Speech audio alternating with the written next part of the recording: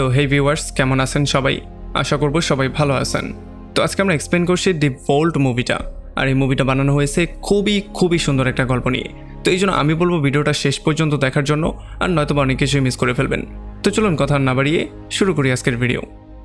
তো এই গল্পের শুরুতে আমরা দেখতে পারি টম নামের একটা ইয়াং ছেলেকে, যে কিনা তার চাকরি জীবনের শুরুতেই মেক্সিকান ওয়াইল্ড স্পেলের মতো ভয়ঙ্কর একটা সমস্যার সমাধান করে পুরো দুনিয়াতে তাক লাগিয়ে দিয়েছিল আর পুরো ওয়েল ইন্ডাস্ট্রিতে একটা রেভলিউশন সৃষ্টি করেছিল।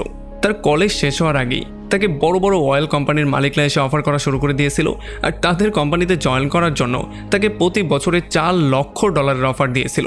তবে এত অফার সবগুলোকে রিজেক্ট করে টম স্পেনের ওয়াল্টার মোরাল্যান্ডের দেয়া একটা অফারকে অ্যাকসেপ্ট করে।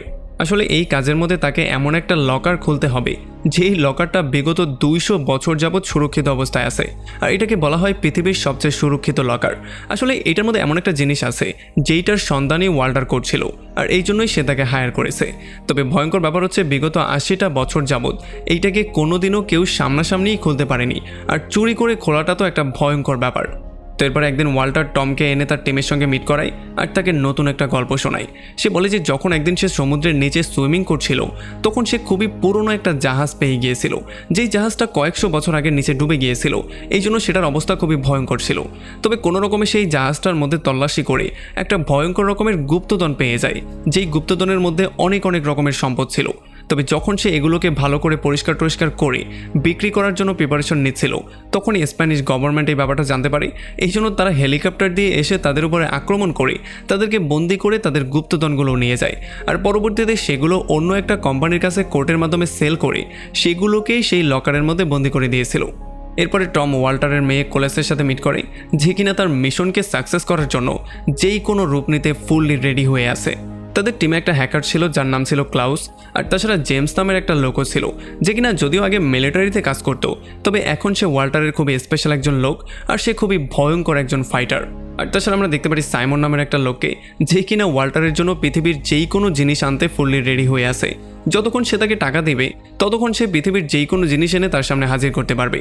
তো আমরা দেখতে পারি আজকে যেহেতু টমের প্রথম দিন ছিল, এই জন্য টম একটু ঘাবড়েছিল, আর এদিকে তারা অনেক চেষ্টা করার পরেও কোনো রকমেই ব্যাংকের সিস্টেমটাকে হ্যাক করতে পারছিল না।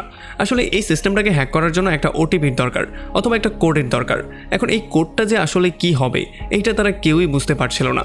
এই জন্য ফাইনালি টম তাদেরকে একটা পরামর্শ দেয়। সে বলে যে ব্যাংকের কোনো একটা এমপ্লয়ের সাথে তারা ব্যাংকের অটোমেটিক রোবট হয়ে যদি কথাবার্তা বলে, তাহলে হয়তো তারা এই কোডটা পেলেও পেতে পারে। আর টমের এই টেকনিকটা কাজ করে ফেলে। যখনই তারা এটা এক্সিকিউট করে তখন খুব সহজেই তারা কোডটা পেয়ে যায়। এই জন্য সবাই টমকে খুবই বাহাবা দেয়, আর এরপরে টম চলে আসে তার নতুন ঘরে। এরপরে পরদিন সকালবেলা থেকেই আমরা দেখতে পারি টম তাদের টিমের সঙ্গে মিলে বিভিন্ন রকমের প্ল্যান করা শুরু করে। বিশেষ করে ব্যাংক অফ স্পেনের যেই ম্যাপটা আছে সেটাকে সে খুব ভালো করে বোঝার চেষ্টা করে। আসলে ওয়াল্টারের মতে এটা হচ্ছে গিয়ে পৃথিবীর সবচেয়ে সুরক্ষিত ব্যাংক, কারণ এটার মধ্যে লাখ সেন্সর লাগানো আছে, তাছাড়া কয়েকশো ক্যামেরা লাগানো আছে, আর তাছাড়া ব্যাংকের সিকিউরিটি ব্যবস্থাও অনেকটা টাইট হয়ে আছে। আর সবচেয়ে ভয়ঙ্কর যেই ব্যাপারটা সেটা হচ্ছে গিয়ে স্পেন মিলিটারির হেডকোয়ার্টার হচ্ছে ব্যাংকের একেবারে সামনে। যদি ব্যাংকের মধ্যে চুরি করার কেউ ট্রাই করে, তখনই ব্যাংকের সিকিউরিটি গার্ড এটার মধ্যে অ্যালার্ম বাজিয়ে দিবে, আর অ্যালার্ম শোনার সঙ্গে সঙ্গে পুরো 500 মিলিটারি আর্মি চলে আসবে ব্যাংকের মধ্যে তাদেরকে মারার জন্য। আর তাছাড়া ব্যাংকের বর্তমানে যে সিকিউরিটি চিফ আছে সে এর আগে কাউন্টার টেরোরিজম ডিপার্টমেন্টে কাজ করত। সে ছিল খুবই ভয়ঙ্কর একজন অফিসার। আসলে আমরা বুঝতে পারি যে ওয়াল্টারের টিমের এমন একটা টিমের সঙ্গে মোকাবেলা করতে হবে যেই টিমটা ছিল খুবই ভয়ঙ্কর আর তাছাড়া খুবই পাওয়ারফুল। এখন ওয়াল্টার যদিও এই ব্যাংক অফ স্পেনের ম্যাপটাকে কোনো রকমে কালেক্ট করেছে, আর এই ম্যাপ সম্পর্কে তারা খুব ভালো করেই সমস্ত ব্যাপারগুলো জানে, তবে কোথায় সেই বোল্টটা রাখা হয়েছে আর কিভাবে সেই বোল্টটাকে খুলতে হবে, বা বোল্টের মধ্যে প্রোগ্রামগুলোই কেমন, বা বোল্টের ডিজাইনটাই কেমন, এই সমস্ত ব্যাপারের কিছুই তারা জানে না।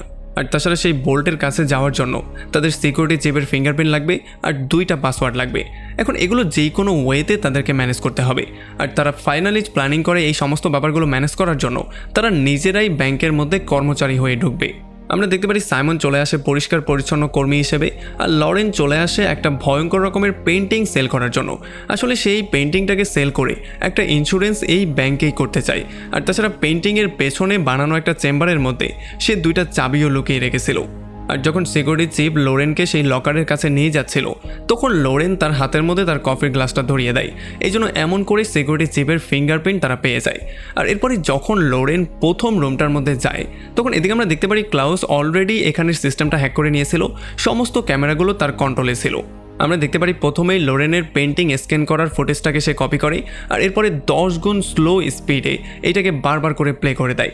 আর এই সুযোগটার মধ্যে লোরেন সেখানে লকার থেকে আসল চাবিগুলো বের করে সেগুলোর হুবাহু কপি ডুপ্লিকেট করে নেয়। তবে ভয়ঙ্কর ব্যাপার হচ্ছে তখন এখানে ব্যাংকের ম্যানেজার চলে আসে আর ম্যানেজারকে দেখার পরে লোরেন পুরোপুরি ভয় পেয়ে যায়। আর এখানে ক্যামেরাটাও চালু হতে আর মাত্র 20 সেকেন্ড বাকি ছিল। আসলে 20 সেকেন্ড পরে লরেনকে ঠিক সেই জায়গায় গিয়ে দাঁড়া হতে হবে যেই জায়গা থেকে সে শুরুটা করেছিল, আর নয়তো এটা সন্দেহ হয়ে যাবে। আর এই জন্য লরেন খুবই চালাকি করে ডিরেক্টরকে তার একটা পিকচার ক্লিক করতে বলে। আর এই জন্য একেবারে শেষ মুহূর্তে সেও তার পজিশন মতো দাঁড়িয়ে যায় আর ডিরেক্টরও ক্যামেরা থেকে বাইরে বেরিয়ে যায়। আর তখন এদিকে আমরা দেখতে পারি টমকে কাজ দেওয়া হয় সে একজন পরিচ্ছন্ন কর্মী হয়ে এখানে কোথায় বলটা আছে সেটাকে স্ক্যান করে বের করবে। আসলে টমের মতে এই মিটিং রুমটার নিচেই ছিল সেই বলটা, এই জন্য সে মিটিং রুমে এসে টেবিলের নিচে তার মেশিনটাকে রেখে ভালো করে স্ক্যান করা শুরু করে। তবে তখনই কিছু লোক এখানে মিটিং করতে চলে আসে আর টম টেবিলের নিচেই আটকা পড়ে যায়। আর তখন তার মেশিনটাও নষ্ট হয়ে যায়। সে অনেকক্ষণ ধরে ট্রাই করার পরেও কোনোভাবেই মেশিনটা কাজ করছিল না। তবে ফাইনালি সৌভাগ্যক্রমে একেবারে শেষ মুহূর্তে সে মেশিনটা ঠিক করতে সক্ষম হয়ে যায় আর এই স্ক্যানটাও কমপ্লিট হয়ে যায়। তবে তখনই এখানে একটা অ্যালার্ম বেজে যায়, যেই জন্য সিকিউরিটি চিফ দ্রুত পুরো ব্যাংকটাকে চারপাশ থেকে লক করে দেয়। আর তখন এদিকে যখন লরেন তাড়াহুড়ো করে সেই আসল চাবিটার ডুপ্লিকেট বানাচ্ছিল তখন তাড়াহুড়ো করে ডিরেক্টরও তাকে নেয়ার জন্য চলে আসে।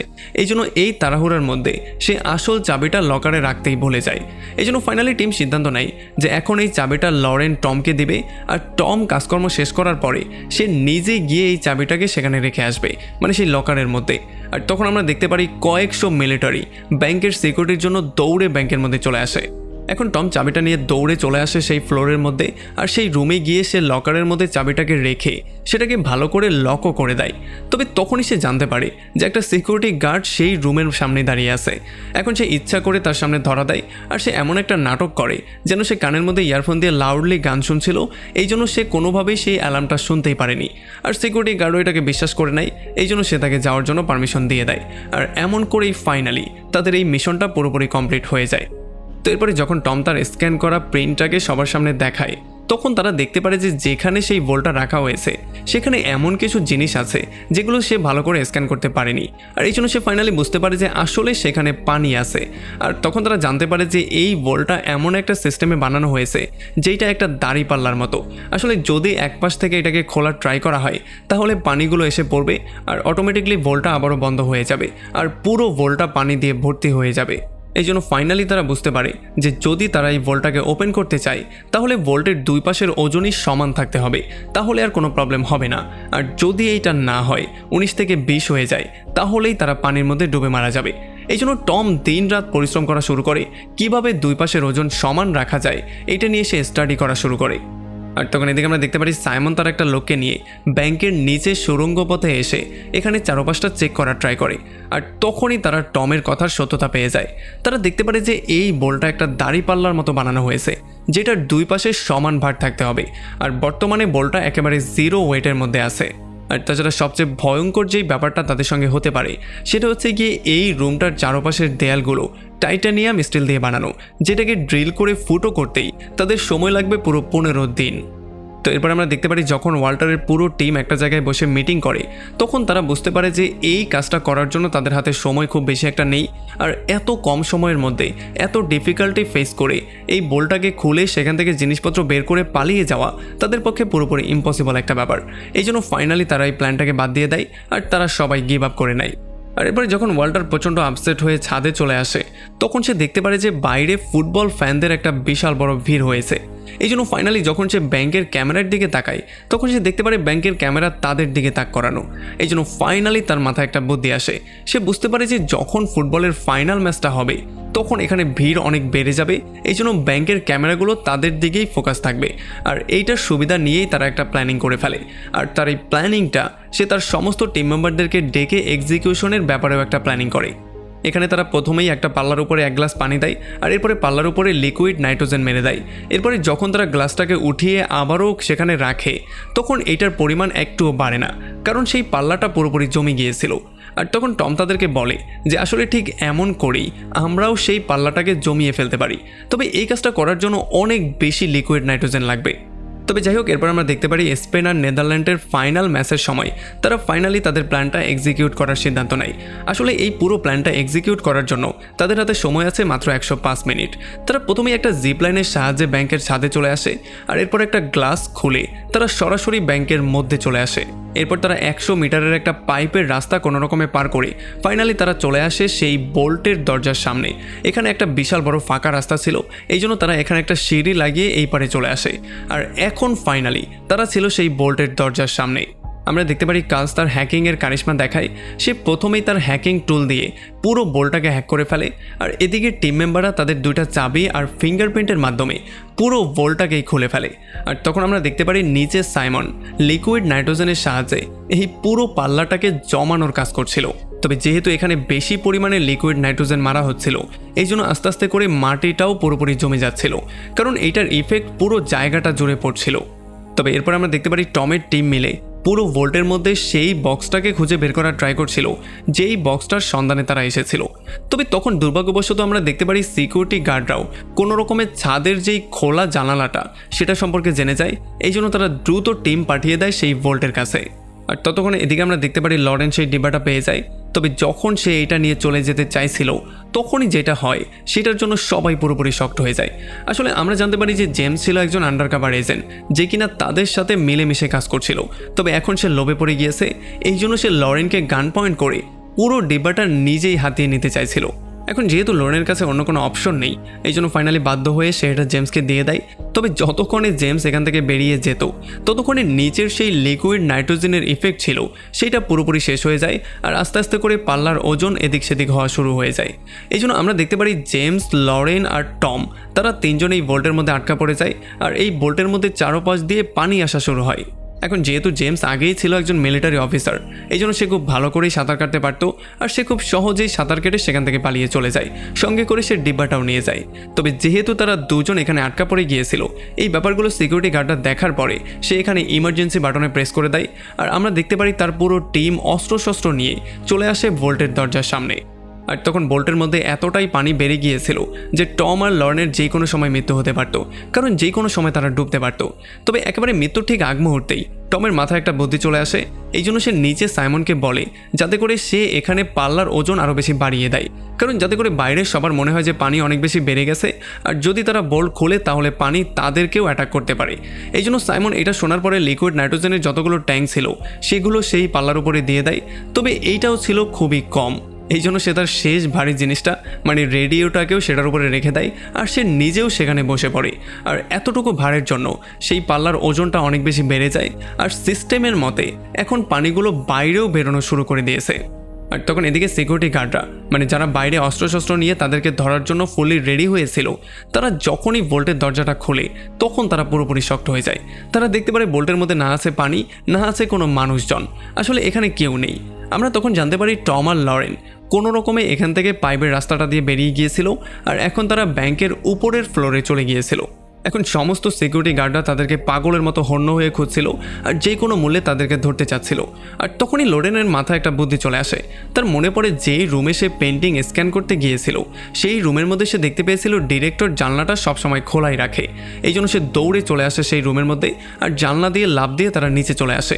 আর যখন সিকিউরিটি গার্ডরা এখানে এসে চেক করে তখন তারা দেখতে পারে নিচে হাজার হাজার ফ্যান ফলোয়ার যারা কিনা ফুটবল ম্যাচটাকে উপভোগ করছে। আর টম আর লোরেনও কোনো রকমের দর্শকদের মধ্যে এসে তাদের জ্যাকেটগুলো খুলে তারাও জার্সি পরে দর্শকদের সাথে পুরোপুরি মিলে যায়। তবে তখন সিকিউরিটি গার্ডরা তাদেরকে ফলো করতে করতে তাদের খুব কাছেই চলে আসে আর এই জন্য ফাইনালি তারা হাল ছেড়ে দেয় আর তারা গিভ আপ করার জন্য ফুললি রেডি হয়েছিল, মানে তারা পুলিশের কাছে ধরা দিতেই যাচ্ছিল। তবে তখনই একেবারে শেষ মুহূর্তে স্পেন একটা গোল দিয়ে দেয় আর স্পেন এই ম্যাচটা উইন করে ফেলে। এই জন্য দর্শকরা এখানে পাগলের মতো হয়ে যায়। আর যেহেতু এত নাচানাচির মধ্যে কোনোভাবেই আর্মিরা তাদেরকে ফলো করতে পারছিল না, এই জন্য ফাইনালি তারাও এই সুযোগটা নিয়ে সেখান থেকে পালিয়ে চলে যায়। তো এর কয়েকদিন পরে যখন জেমস তার বসকে এনে এই ডিব্বাটা দেয় তখন এই বক্সের মধ্যে জিনিসগুলোকে স্ক্যান করে তারা জানতে পারে যে এখানে একটা লোকেশন ইন্ডিকেট করা হয়েছে, যেই লোকেশনটা ছিল ফ্রান্সের আইফেল টাওয়ারের লোকেশন। আর এইটা দেখার পরে তারা পুরোপুরি শকড হয়ে যায়, কারণ তারা বুঝতে পারে যে আসলে ওয়াল্টার টিম তাদেরকে বেকুব বানিয়েছে। এইটা কোনো গুপ্তধনের লোকেশন ছিল না, এইটা ছিল তাদেরকে বোকা বানানোর একটা লোকেশন। আর তখন এই ব্যাপারটা আমরা জানতে পারি যে টম আর লোরেন আসল ডিব্বাটাকে নকল ডিব্বার সাথে রিপ্লেস করে দিয়েছিল, এই জন্য জেমস নকল ডিব্বাটা নিয়ে পালিয়ে গিয়েছিল। আর এদিকে ওয়াল্টার আর তার পুরো টিম একটা রিসোর্টে বসে মজা করে ফাইনালি তারা সেই ডিব্বাটাকে খুলে আসল সেই গুপ্তধনটা কোথায় রাখা হয়েছে সেইটার লোকেশনটা বের করে ফেলে। আর তখন তারা জানতে পারে যে আসলে এই গুপ্তধনটা ব্যাংক অফ ইংল্যান্ডে লুকিয়ে আছে।